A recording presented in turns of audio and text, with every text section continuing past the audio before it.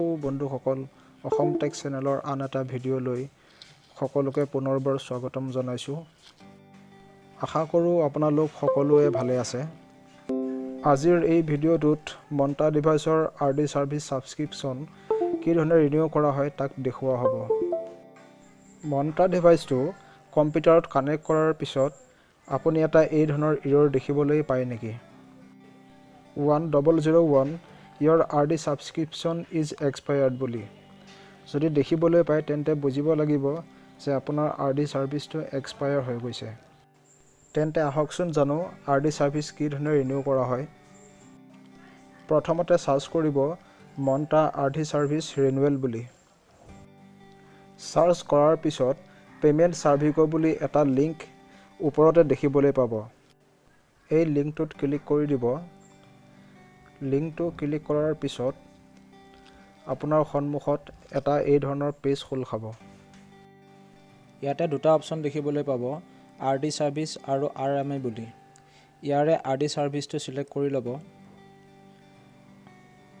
RD ছাৰ্ভিচটো select কৰাৰ পিছত এনেধৰণৰ ফৰ্ম এখন খোল খাব।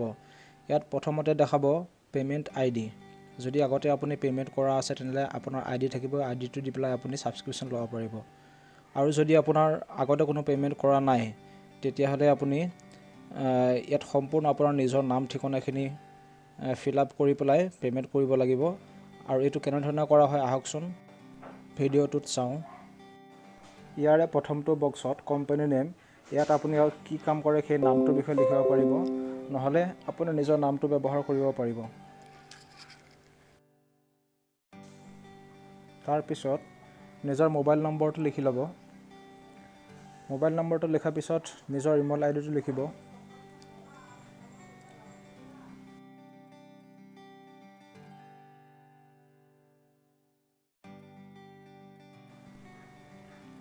তাৰপিছত কণ্টেক্ট পাৰ্চন হিচাপে আপুনি নিজৰ নামটো পুনৰ লিখিবৰ কাৰণে পাৰিব।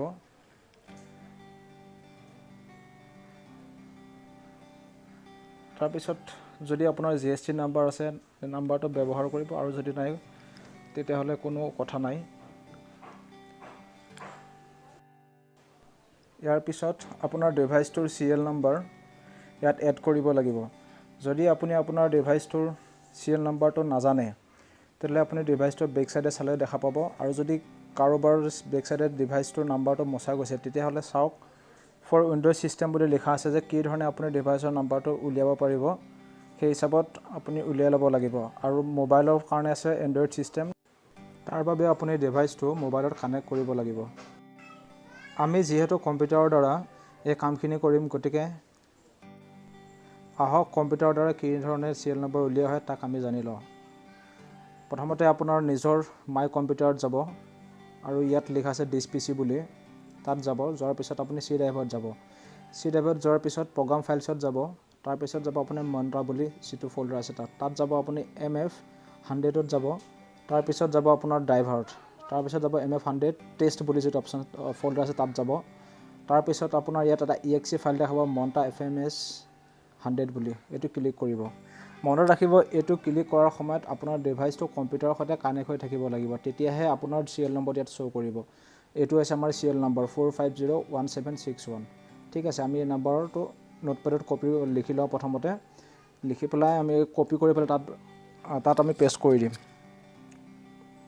এইটো কপি কৰিলোঁ, এতিয়া আমি ইয়াত পেষ্ট কৰি দিছোঁ। আচ্ছা, এইটো পেষ্ট নহয়, গতিকে এইটো মেনুৱেলি লিখিব লাগিব। গতিকে নাম্বাৰটো এবাৰ চাই লওঁ, 4501761। ঠিক আছে, 4501761। এতিয়া এড অপশ্যনত ক্লিক কৰি দিব। এইটো ক্লিক কৰাৰ পিছত আপোনাক এনেকুৱা এটা স্ক্ৰীন দেখাব। ইয়াত এইটো কোৱা হৈছে যে যদি আপোনাৰ এই নাম্বাৰটো কিবা কাৰণত যদি আপুনি মিষ্টেক কৰে তেতিয়াহ'লে যিটো আপুনি পে'মেণ্ট কৰিব পে'মেণ্টটো আপুনি কেতিয়াও ৰিফাণ্ড নাপায়। গতিকে নাম্বাৰটো ইয়াত এণ্ট্ৰি কৰাৰ সময়ত সাৱধান হ'ব। মই নাম্বাৰটো এড কৰি লৈছোঁ, আকৌ এবাৰ ইয়াক কনফাৰ্ম কৰি লওঁ।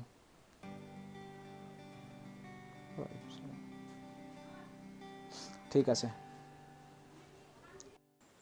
এইখিনি কৰাৰ পিছত ছাইডতে দুটা অপশ্যন দেখিবলৈ পাব ৰঙা আখৰেদি থকা। ইয়াৰ প্ৰথমটো লিখা থাকিব ফৰ 1 year RD ছাবস্ক্ৰিপশ্যন ₹100, আৰু ছেকেণ্ডটো for 1 year RD subscription plus warranty আৰু ₹250 ইয়াত আপুনি 1 বছৰ ৱাৰেণ্টি পাই যাব। ইয়াৰে মই প্ৰথমটো চিলেক্ট কৰিছোঁ। তাৰপিছত তলত নিজৰ এড্ৰেছখিনি লিখিব লাগিব। ইণ্ডিয়াত আগৰ পৰাই চিলেক্ট হৈ থাকিব। প্ৰথমতে আছামটো চিলেক্ট কৰি ল'ব। তাৰপিছত মোৰ ডিষ্ট্ৰিক্ট হৈছে মৰিগাঁও, গতিকে মই মৰিগাঁও চিলেক্ট কৰিছোঁ আৰু মোৰ পষ্টেল এড্ৰেছটো মই ইয়াত লিখি লওঁ।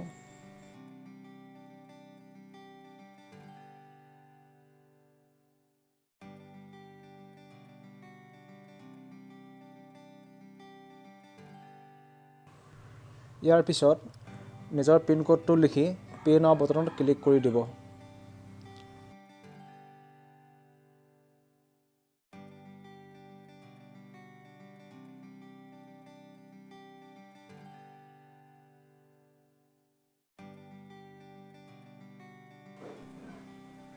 ইয়াতে এপ্লিকেশ্যন নেমটো লিখা হোৱা নাছিলে কাৰণে প্ৰচেছ হোৱা নাই। এই এপ্লিকেশ্যন নেমত আপুনি নিজৰ নামটো পুনৰ লিখিবৰ কাৰণে পাৰিব। সেইটো লিখি লৈ আপুনি পে' নাও বটনত ক্লিক কৰিব।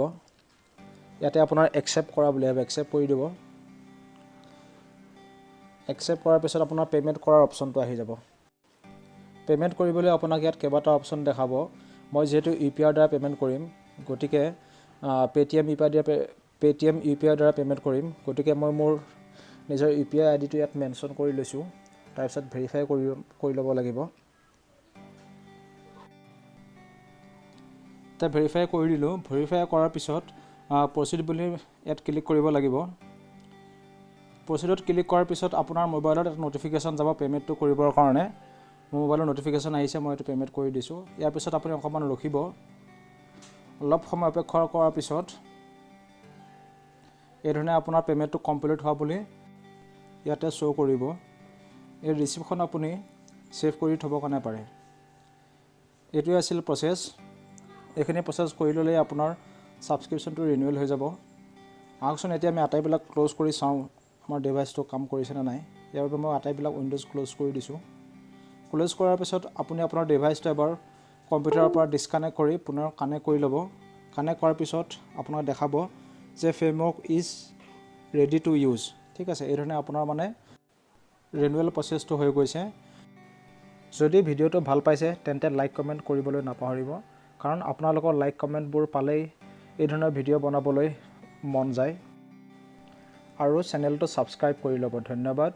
জয় আই অসম।